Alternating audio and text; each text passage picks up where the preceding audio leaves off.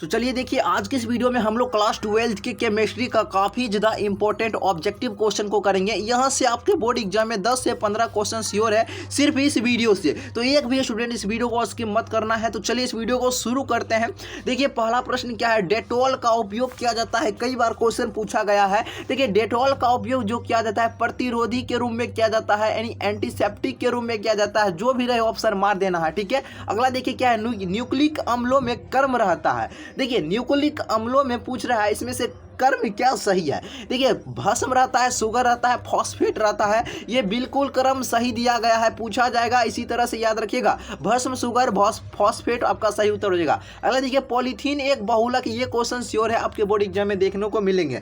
क्या कर रहा है, पॉलीथीन एक बहुलक है, किसका है, इथीन का यह बहुलक हो जाएगा। बिल्कुल सही उत्तर हो जाएगा इथीन का, ठीक है। अगला प्रश्न देखिए, और देखिए इस चैनल पर पहली बार है जल्दी से चैनल को सब्सक्राइब कर लीजिए, ठीक है। चूंकि इसी तरह का वीडियो प्रत्येक दिन इस पर मिलता है तो जल्दी से सब्सक्राइब कर लीजिए, वीडियो को अवश्य ही लाइक कीजिए। अगला देखिए क्या, CH3CH2NH2 को क्या कहा जाता है। पूछ रहा है आपको CH3CH2NH2 को क्या कहा जाता है। इसे कहते हैं इथाइल एमीन। इसे क्या कहते हैं, इथाइल एमीन। अगला रवादार ठोस, पूछ रहा है आपसे रवादार ठोस कौन है। आपका हीरा जो है यह रवादार ठोस हो जाएगा। अगला देखिए एल्कोहल बनने में एल्केन के एक हाइड्रोजन को किस ग्रुप के द्वारा प्रतिस्थापित किया जाता है। ये क्वेश्चन याद रखिएगा, हाइड्रोक्सिल ग्रुप के द्वारा प्रतिस्थापित किया जाता है। बिल्कुल सही उत्तर हो जाएगा। अगला देखिए क्या कर रहा है आपका, पूछ रहा आपसे सिग्मा CH4 में सिग्मा बॉन्ड की संख्या।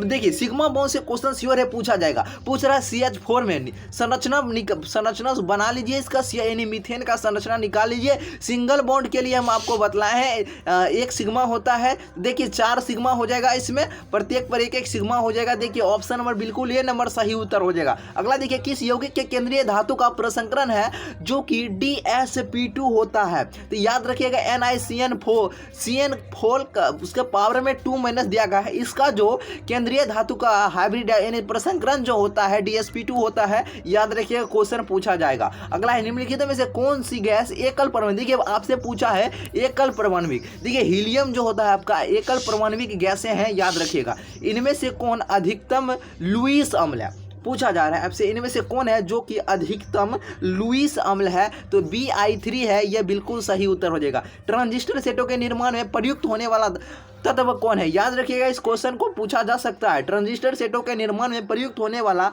तत्व का नाम बतलाना है। इस तत्व का नाम है सिलिकॉन, यानी कि Si आपका बिल्कुल सही उत्तर हो जाएगा। अगला प्रश्न देखिए, और चैनल को अवश्य ही सब्सक्राइब कर लीजिए, ठीक है।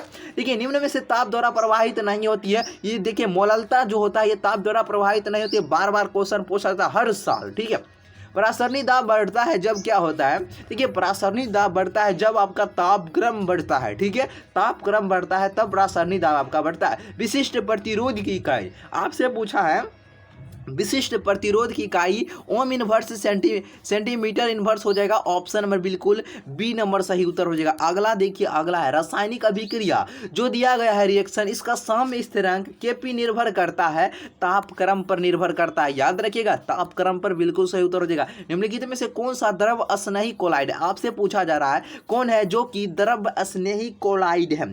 तो यह आपका हो जाएगा गोंद। ये जो गोंद है आपका द्रव स्नेही कोलाइड है। ये क्वेश्चन इससे रहता है इस तरह से, ठीक है। निम्नलिखित में से कौन सी धातु भूपर्पट्टी में प्रचुर मात्रा में, देखिए धातु का वध कर दिया है तो आपका एल्युमिनियम बिल्कुल सही उत्तर हो जाएगा, यानी कि Al हो जाएगा। सल्फाइड है, इसका समाहरण जो किया जाता है यह फेन उत्प्लवन विधि के द्वारा किया जाता है। याद रखिएगा बार बार क्वेश्चन ये पूछा जाता है, ठीक है। अगला देखिए XeF4 की आकृति बतलाना है। पूछ रहा है आपसे XeF4 की आकृति बतलाना है। देखिए वर्ग समतलीय होती है इसकी आकृति, याद रखिएगा। अर्धपारगम झिल्ली से परासरण क्रिया में निकल पाते हैं, सिर्फ इसमें विलायक के अणु ही इसमें से निकल पाते हैं। बिल्कुल सही उत्तर हो जाएगा। अगला देखिए, अगला प्रश्न आपसे कर रहा है निम्नलिखित में से जिंक का अयस्क नहीं है। देखिए आपसे पूछ रहा है जिंक का अयस्क नहीं है। देखिए बॉक्साइड, ये आपका एल्युमिनियम का अयस्क है बॉक्साइड, यह जिंक का अयस्क नहीं हो जाएगा। ऑप्शन नंबर डी बिल्कुल सही उत्तर होता है। देखिए निम्न में से हरा थोथा का सूत्र,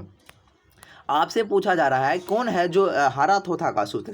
हरा थोथा का सूत्र सभी को याद होना चाहिए। देखिए FeSO4 × 7H2O होता है हरा थोथा का सूत्र, और नीला थोथा का सूत्र पूछे CuSO4 × 5H2O, ये आपका नीला थोथा का हो गया और ये आपका हरा थोथा का हो गया। ठीक है, याद रखिएगा। अगला प्रश्न देखिए क्या है। देखिए एल्किल हैलाइड, क्या पूछ रहा है आपका, एल्किल हैलाइड की SN1 अभिक्रिया प्रदान करती है, यह प्रदान करता है रेसिमीकरण में, रेसिमीकरण में। ठीक है, अगला प्रश्न देखिए क्या कह रहा है आपका, निम्न में से कौन सा प्रबल अम्ल है। पूछ रहा है आपसे निम्न में से कौन है जो कि प्रबल अम्ल है। तो प्रबल अम्ल आपका M क्लोरोफिनॉल हो जाएगा। कौन हो जाएगा, M क्लोरोफिनॉल। अगला है कौन सा अम्ल COOH समूह को नहीं रखता है। देखिए COOH समूह को कह रहा है नहीं रखता है। सभी स्टूडेंट याद रखिएगा, इसका आंसर क्या हो जाएगा, ये क्या हो जाएगा, प्रोपियोनिक अम्ल। क्या हो जाएगा, प्रोपियोनिक अम्ल और इथेनोइक अम्ल, लैक्टिक अम्ल, ये पाल्मिटिक अम्ल, ये तीनों जो होता है ये कार्बोक्सिल समूह रखता है। ठीक है, और ये आपका प्रोपियोनिक अम्ल यह नहीं रखता है, याद रखिएगा, पूछा जा सकता है। देखिए ये क्वेश्चन श्योर है देखने को मिलेगा। देखिए पूछ रहा है आपसे पूछ रहा है ओलियम का सूत्र। याद रखिएगा ये जो ओलियम का सूत्र होता है H2H2O7 होता है। बिल्कुल सही उत्तर हो जाएगा ऑप्शन नंबर ए। अगला देखिए OH तथा RO उदाहरण है, यह किसका उदाहरण है, ये न्यूक्लियोफाइल का उदाहरण हो जाएगा। बिल्कुल सही उत्तर हो जाएगा न्यूक्लियोफाइल। अगला है देखिए क्या है, इथेनॉल जल में घुलनशील है क्योंकि यह जल के साथ निर्माण करता है हाइड्रोजन बॉन्ड, यह जल के साथ हाइड्रोजन बॉन्ड का यह निर्माण करता है। ठीक है, देखिए क्या है आपसे CE के अलावा अन्य लेंथेनाइड तत्वों के कौन सा ऑक्सीकरण अवस्था अस्थाई रूप से रहता है। तो याद रखिएगा आप सभी स्टूडेंट, +3 जो है यह सही उत्तर हो जाएगा। भौतिक अधिशोषण की क्रिया होती है, यानी जो भौतिक अधिशोषण की क्रिया है यह किस तापक्रम पर होता है।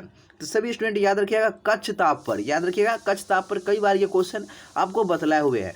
क्या है अगला क्वेश्चन आपका, अगला है आपका गैब्रियल थैलाइड संश्लेषण का प्रयोग किसके विरचन के लिए किया जाता है। यह बतलाना है 1 degree amine, 2 degree amine, 3 degree amine या फिर उपयुक्त सभी। तो देखिए तो ये क्वेश्चन का जवाब क्या हो जाएगा आपका, 1 डिग्री एमीन के लिए इसका प्रयोग किया जाता है। बिल्कुल सही उत्तर। आपका अगला क्वेश्चन है डाईएथिल ईथर की HI के अधिक से क्रिया का उत्पाद में क्या प्राप्त होगा।